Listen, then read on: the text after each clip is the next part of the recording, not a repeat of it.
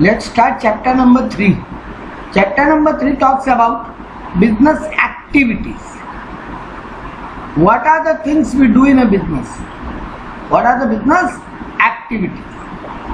तो यहाँ चैप्टर में हम लोग पढ़ेंगे कि इंडस्ट्री का मतलब क्या होता है, स्मॉल बिजनेस का इंडिया में क्या रोल है, छोटे छोटे बिजनेस इंडिया में क्या करते हैं, कॉमर्स किसको बोलते हैं, कॉमर्स का काम क्या है और कॉमर्स क्यों जरूरी है, what are the importance, commerce को कितने कैटेगरी में डिवाइड किया गया है, what are the types of commerce, and what is the relationship between commerce, trade and industry. तो ये मेन ये चैप्टर का पार्ट है। तो लेट्स स्टार्ट। बोला बिजनेस को दो कैटेगरी में डिवाइड किया गया, इंडस्ट्री एंड कॉमर्स। इंडस्ट्री माने जहां पे कुछ बन रहा है, we are creating something, we are producing और क्रिएटिंग समथिंग। जबकि कॉमर्स बोला गया वे वी आर ट्रेडिंग, बेच रहे हैं, खरीद रहे हैं, transport service, warehouse service, banking service, insurance service, communication and telecom service, ये सब सर्विस को लेकर बात होती है कॉमर्स। तो industry means production of goods for sale by application of human और मैकेनिकल पावर। मशीन की मदद से, ह्यूमन की मदद से हम कुछ गुड्स को प्रोड्यूस कर रहे हैं और बेच रहे हैं, that is known as industry. हम लोग यहाँ पे गुड्स का फॉर्म चेंज कर रहे हैं। अगर एक लकड़ी का वुडन एक पार्ट है, वुडन पार्ट, उससे हम फर्नीचर बनाते हैं, तो वुड को फर्नीचर में कन्वर्ट कर दिए। अगर हम बोले मैदा है, मैदा से केक बना दिए, बिस्किट बना दिए, that is conversion of one form to other. तो यही है इंडस्ट्री का मीनिंग। इंडस्ट्री का मेन फीचर्स क्या हुआ, ये एक इकोनॉमिक एक्टिविटी है, यहाँ पे कुछ अर्निंग करने के लिए काम हो रहा है, यहाँ पे कुछ प्रोडक्शन हो रहा है, प्रोडक्शन गुड्स और सर्विसेज का प्रोडक्शन हो रहा है। ये बहुत वाइडर स्कोप है, that means various activities are in it. यहाँ पे साइंस, टेक्नोलॉजी, बहुत कुछ इन्वॉल्व है। यहाँ पे हम लोग कोई यूटिलिटी क्रिएट कर रहे हैं। हमने लास्ट चैप्टर में भी सुना है, form utility, place utility, time utility, वो सब यूटिलिटी क्रिएट हो रहा है।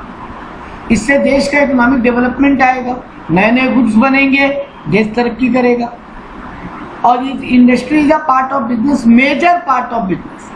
इंडस्ट्री नहीं होगा तो बिजनेस ही नहीं होगा। अब इंडस्ट्री को दो कैटेगरी में डिवाइड किया गया, प्राइमरी इंडस्ट्री और सेकेंडरी इंडस्ट्री, तीन में डिवाइड किया गया। Primary industry,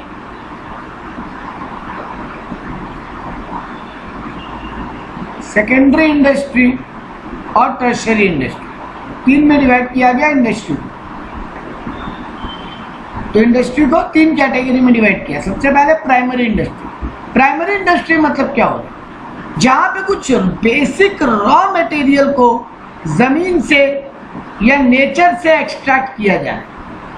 extraction of something from the land, extraction of something from natural resources, land, air, water, ये सब से कुछ एक्सट्रैक्ट किया जाए। या फिर बोला जा सकता है जहां पे जीन्स से काम होता है, मतलब एनिमल हस्बेंड्री का बिजनेस, घोड़े का बिजनेस कर रहे हैं, उससे और घोड़े पैदा हो रहे हैं, आगे घोड़ों को बेच रहे हैं। मुर्गी का बिजनेस कर रहे हैं, वहां से अंडा जनरेट हो रहा है, आगे बेच रहे हैं।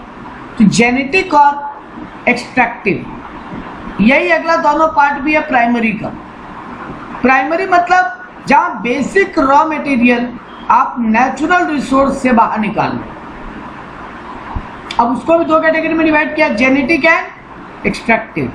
जेनेटिक माने वो ब्रीडिंग ऑफ एनिमल्स या स्पीसीज या प्लांट्स का, प्लांट, एनिमल या स्पीसीज का आप ब्रीडिंग करते हो। ब्रीडिंग जैसे कोई पोल्ट्री फार्मिंग चला रहा है, कोई प्लांट का नर्सरीज चला रहा है, कोई कैटल ब्रीडिंग करता है, कोई डेयरी फार्मिंग करता है, कोई फिशिंग करता है, ये सब हो गया जेनेटिक का एग्जाम्पल। दूसरा हुआ extractive industry, engage in extraction useful material from soil, air और वाटर।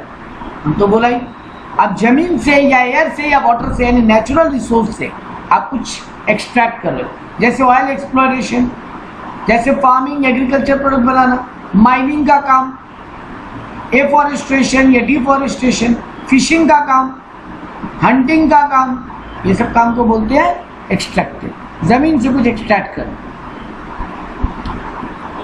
दूसरा हम बोला था सेकेंडरी इंडस्ट्री है, जो ये प्राइमरी इंडस्ट्री आपको प्रोड्यूस करके दे रहे हैं, उन्हीं नेचुरल रिसोर्सेज को यूज करके उससे कुछ मैन्युफैक्चर करना। तो industry which material provides by primary industry, जो इंडस्ट्री कुछ गुड्स बना रहा है, यूज कर रहा है, किसको? वो जो प्राइमरी इंडस्ट्री एक्सट्रैक्टिव या जेनेटिक वे में आपको सामान दे रहा है। अब अगर जमीन से कॉटन का क्रॉप होगा, हम उस कॉटन से शर्ट बना के बेच रहे हैं, कॉटन से कपड़ा बना के बेच रहे हैं, हम हो गया सेकेंडरी इंडस्ट्री। जमीन से वो व्हीट ग्रेन्स होगा, उस व्हीट ग्रेन्स को पीस के आटा बना के बेच रहे हैं, ये भी हो गया सेकेंडरी इंडस्ट्री। पोल्ट्री फार्मिंग वाले अंडा दे रहे हैं, हम उस अंडे से कुछ प्रोडक्ट बना के बेच रहे हैं। डेयरी फार्मिंग वाले दूध दे रहे हैं, हम उस दूध से कुछ आगे बना के बेच रहे हैं। This all are secondary industry. अब सेकेंडरी इंडस्ट्री को भी दो कैटेगरी में डिवाइड किया, मैन्युफैक्चरिंग एंड कंस्ट्रक्शन। तो पहले बोला बिजनेस दो टाइप का, इंडस्ट्री एंड कॉमर्स। फिर बोला इंडस्ट्री को भी दो कैटेगरी में डिवाइड किया, प्राइमरी एंड सेकेंडरी। प्राइमरी को दो कैटेगरी में रखा, एक्सट्रैक्टिव और जेनेटिक। सेकेंडरी को भी दो कैटेगरी में डिवाइड किया, मैन्युफैक्चरिंग या फिर कंस्ट्रक्शन। जो लोग रोड, ब्रिज, डैम, बिल्डिंग बना रहे हैं, वो लोग हो गए कंस्ट्रक्शन। और जो लोग ये आटा, गेहूं से आटा पीस के बेच रहे हैं, डेयरी फार्मिंग का प्रोडक्ट बना के बेच रहे हैं, लकड़ी से फर्नीचर बना के बेच रहे हैं, these all are called manufacturing. तो मैन्युफैक्चरिंग जो प्रोसेसिंग कर रहा है कुछ, या प्रोसेसिंग या transformation of raw material and semi finished product into finished product. Semi finished या रॉ मटेरियल को फिनिश्ड प्रोडक्ट में कन्वर्ट करने का काम को कहा जाता है manufacturing industry. Manufacturing industry 5 type का है, ये अच्छे से सुनना, 4 टाइप का, sorry, analytical, synthetical, processing and assembly. तो मैन्युफैक्चरिंग को अगेन 5 कैटेगरी में डिवाइड, 4 कैटेगरी में डिवाइड किए, analytical, synthetic, processing and assembly. Analytic मतलब एक बेसिक रॉ मटेरियल से बहुत सारा यूजफुल प्रोडक्ट बनाना, सिंगल बेसिक रॉ मटेरियल से वेरियस प्रोडक्ट बनाना। जैसे क्रूड ऑयल से पेट्रोलियम बनाना, पेट्रोल बनाना, डीजल बनाना, कुकिंग गैस यानी नेचुरल गैस बनाना, और उसी से तार बनाना ताकि वो रोड कंस्ट्रक्ट हो सके। ये सब क्रिएट हो रहा है एक ही रॉ मटेरियल से, दैट इज क्रूड ऑयल। तो यही होता है एनालिटिकल इंडस्ट्री, जो सिंगल रॉ मटेरियल को प्रोसेस करके बहुत सारा प्रोडक्ट बना सके। नेक्स्ट इज सिंथेटिकल, ये उल्टा है इसका, बहुत सारा रॉ मटेरियल को जोड़ के, 2 और मोर रॉ मटेरियल को जोड़ के एक सिंगल प्रोडक्ट बनाना। जैसे कॉस्मेटिक, सोप बनाना, सीमेंट बनाना, फर्टिलाइजर बनाना, इनमें बहुत सारे रॉ मटेरियल लगते हैं, लेकिन मिल के अल्टीमेटली एक सिंगल बन जाती है। जैसे एक एग्जांपल दूं, आप मैदा, चीनी, चॉकलेट सिरप, बेकिंग पाउडर, बहुत कुछ लेके अल्टीमेटली केक या बिस्किट बना देते हैं। That is known as analytical synthetical industry. Processing का मतलब होता है जहां पर अलग अलग स्टेप या स्टेजेस फॉलो करते हुए एक रॉ मटेरियल को फिनिश गुड्स में कन्वर्ट करना। जैसे लकड़ी का एक टुकड़ा है, उसको काटे, उसको पॉलिश किए, बहुत कुछ करके उससे फर्नीचर बना दिया। जैसे जमीन से कॉटन का क्रॉप उगा, उसको बहुत सारा स्टेप में प्रोसेस करने के बाद उससे कॉटन टेक्सटाइल या जाके कपड़ा बन गया। जैसे कपड़ा बनाने के लिए आपको स्पिनिंग करना होगा, वीविंग करना होगा, डाइंग करना होगा, ब्लीचिंग करना होगा, प्रिंटिंग करना होगा, तब जाके वो कपड़ा में कन्वर्ट होगा। तो प्रोसेसेस ऐसा स्टेप फॉलो करना कि उस प्रोडक्ट का पूरा फॉर्मेट ही चेंज हो जाए। और असेंबलिंग मतलब बहुत सारा प्रोडक्ट जो रेडी है उनको जोड़ के केवल पार्ट्स को ऐड ऑन करके कोई नया पार्ट बना दे। जैसे आपका टीवी, रेडियो, मोबाइल, ये सब, लैपटॉप, डेस्कटॉप, कंप्यूटर, ये सब, सीपीयू, यहाँ बहुत सारे कंपोनेंट्स को जोड़ के एक जैसा बना रहे। तो ये सिंथेटिकल और असेंबलिंग एक जैसा लगेगा, बहुत सारा रॉ मटेरियल को जोड़ के एक बना रहे, लेकिन सिंथेटिक और रॉ मटेरियल में एक बेसिक फर्क समझो। सिंथेटिकल में वो रॉ मटेरियल ही था और वो ऐसा फिनिश गुड्स में कन्वर्ट हो गया जो दोबारा सेपरेट नहीं हो पाएगा। We can separate them again, but in assembling बहुत सारा रेडी पार्ट्स है, उनको केवल अटैच किया जा रहा है, जोड़ा जा रहा है, and we can separate them also. तो यही हुआ। तो देखो मैंने कहा था इंडस्ट्री को कितने पार्ट में तोड़ा, जेनेटिक, एक्सट्रैक्टिव, मैन्युफैक्चरिंग और कंस्ट्रक्शन। प्राइमरी बोला गया इन दोनों को, पहले वाली दोनों को, और इन दोनों को बोला गया सेकेंडरी। सेकेंडरी यानी दो टाइप हो गया, मैन्युफैक्चरिंग और कंस्ट्रक्शन। फिर मैन्युफैक्चरिंग का 4 टाइप हो गया। कंस्ट्रक्शन का कोई ब्रेकअप नहीं है, कंस्ट्रक्शन अकेला ही है, जहाँ पे हम बहुत सारा बिल्डिंग, ब्रिज, रोड, डैम ये सब बनाते हैं, ये रॉ मटेरियल को यूज करते हैं। अब बोला इंडस्ट्री 4 टाइप का इंडिया में, माइक्रो, स्मॉल, मीडियम और लार्ज। माइक्रो इंडस्ट्री किसको बोला गया, जिसका investment in plant and machinery 25 lakh से कम है, लेकिन अप टू 10 लाख, सॉरी गलती हो गया। अगर ये प्लांट एंड इंडस्ट्री, अगर आपका प्लांट एंड इंडस्ट्री में इन्वेस्टमेंट 25 लाख से कम है अगर मैन्युफैक्चरिंग में हुआ, और 10 लाख से कम है अगर आप सर्विस इंडस्ट्री में।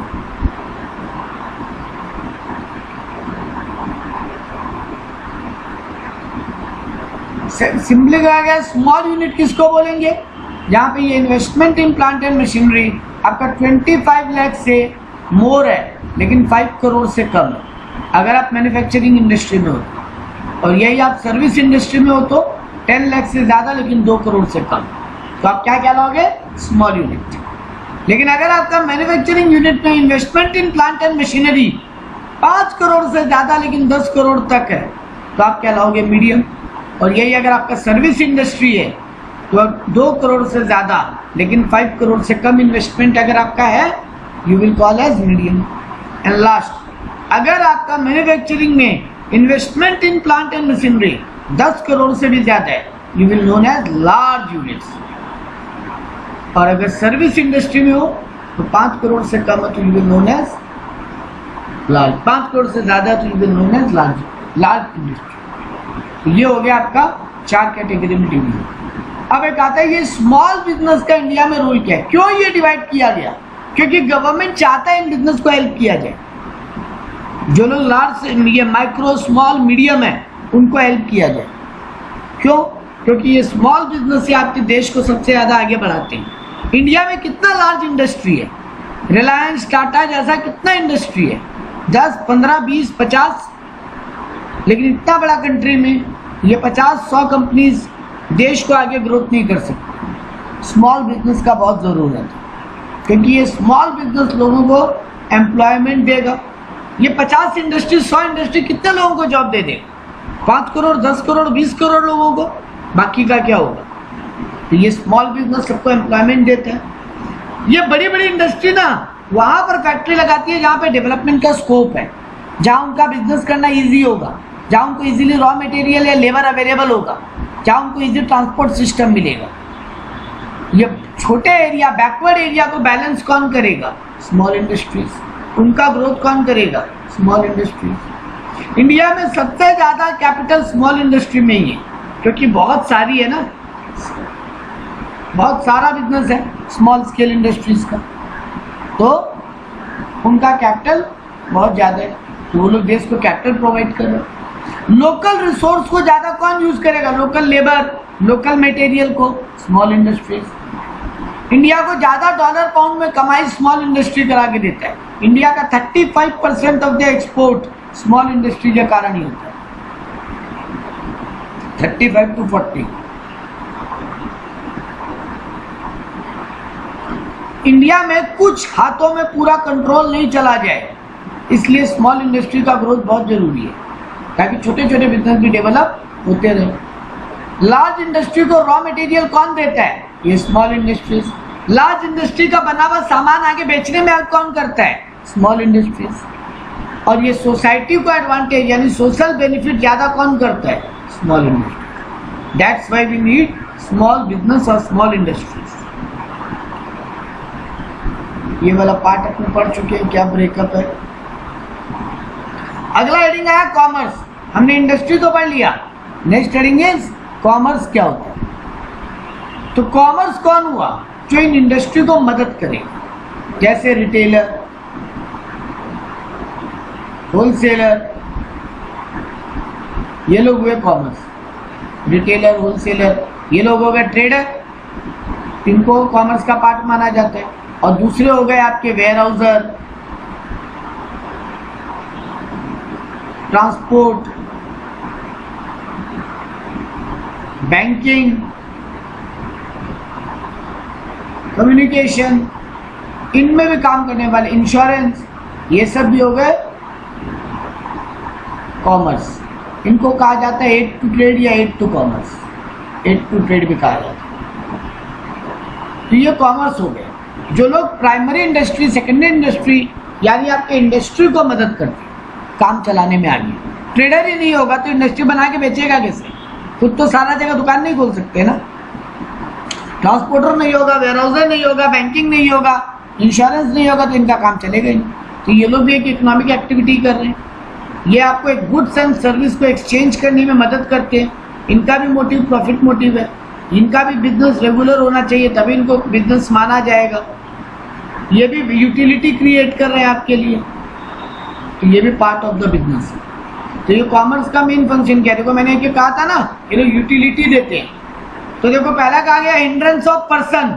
हिंड्रेंस मतलब रुकावट, stoppage, bottleneck, problems, obstacles.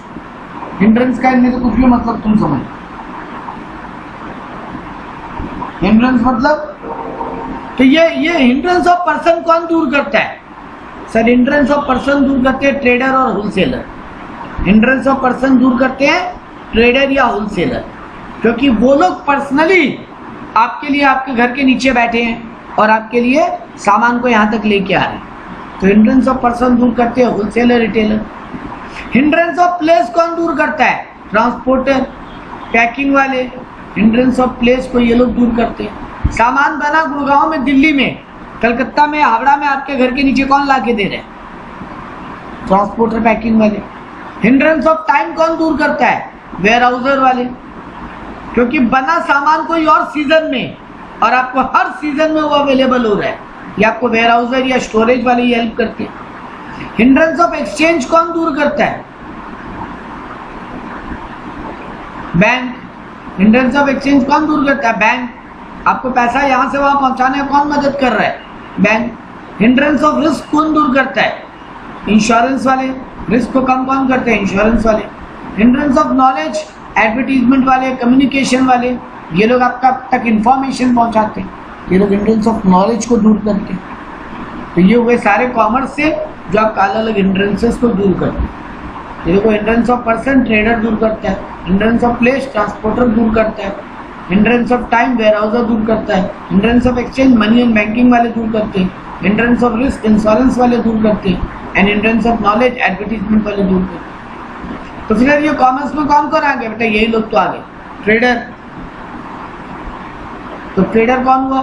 Sir जो गुड्स खरीद के लाता है मैन्युफैक्चरर से और हमारे तक पहुंचा रहा है, प्रॉफिट कमाता है उसमें। तो जो प्रोड्यूसर से गुड्स को कंज्यूमर तक पहुंचाता है वो ट्रेडर है। फिर नेक्स्ट पर आया गया होम ट्रेड को दो कैटेगरी में डिवाइड किया गया। अब देखो हम लोग कॉमर्स पढ़ रहे हैं, कॉमर्स को दो कैटेगरी में डिवाइड किया गया, trade and aid to trade. Trade and aid to trade. Trade को फिर दो कैटेगरी में डिवाइड किया। होम ट्रेड माने selling of goods within India.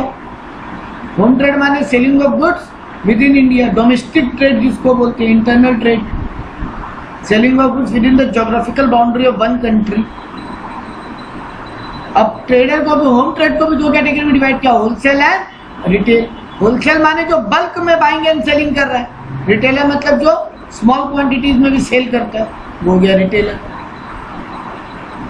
एक और बोला गया होम ट्रेड को कितने कैटेगरी में डिवाइड किया? एक तो हो गया, सॉरी, ट्रेड को कितने कैटेगरी में डिवाइड किया? एक तो होम ट्रेड हो गया, दूसरा हो गया फॉरेन ट्रेड। फॉरेन ट्रेड माने selling of goods outside the domestic territory of a country. अब फॉरेन ट्रेड को भी तीन कैटेगरी में डिवाइड किया, एक्सपोर्ट, इंपोर्ट और एंट्रीपोर्ट। एक्सपोर्ट मतलब sale of goods to foreign country, import मतलब purchase of goods from home foreign country, और एंट्रीपोर्ट मतलब एक कंट्री से खरीदे और दूसरे कंट्री में बेच दी। हम अमेरिका से सामान लिए जर्मनी में बेचने के लिए, दैट इज एंट्रेपोर्ट। तो देखो बोला कॉमर्स को दो कैटेगरी में डिवाइड किया, ट्रेड और रेट टू ट्रेड। फिर ट्रेड को भी होम ट्रेड और फॉरेन ट्रेड। होम ट्रेड को दो कैटेगरी में, होलसेल रिटेल। फॉरेन ट्रेड को इंपोर्ट एक्सपोर्ट और एंट्री। लास्ट बचा एड टू ट्रेड, क्योंकि कॉमर्स का दूसरा कैटेगरी क्या है, एड टू ट्रेड। अब इसी का एग्जाम्पल ही आपको पता है, ट्रांसपोर्टेशन आ गया इसमें, वेयर हाउसर आ गया इसमें। इनका एडवांटेज क्या है, सर ये लोग बिजनेस को इजी कर देते हैं, ये मोटिवेट करते हैं कि क्योंकि काम इजी होगा तो लोगों को मोटिवेशन होगा काम करने का। ये लोग आपको हेल्प करते हैं क्विक डिसीजन मेकिंग में। इनका अपना अपना बिजनेस है, तो आपको ये सारा बिजनेस चलाने का दरकार नहीं है, आपको ये काम करो, बाकी लोग दूसरा काम करके देंगे। पर्सनल कॉन्टैक्ट है, फ्लेक्सिबल है, इकोनॉमिकल है, सोसाइटी को बेनिफिट देते हैं। ये सब इनका एडवांटेज है। इनका डिसएडवांटेज क्या है, सर लिमिटेड कैपिटल है। हाँ, हर कोई हर काम में स्पेशलाइज नहीं होता, ये दिक्कत है। अनलिमिटेड लायबिलिटी है, रिस्क बहुत है, अनसर्टेनिटी है बिजनेस के लाइफ का, कभी भी बंद हो जाते हैं। ये सब इनका नुकसान है। ये था आपका चैप्टर नंबर 3।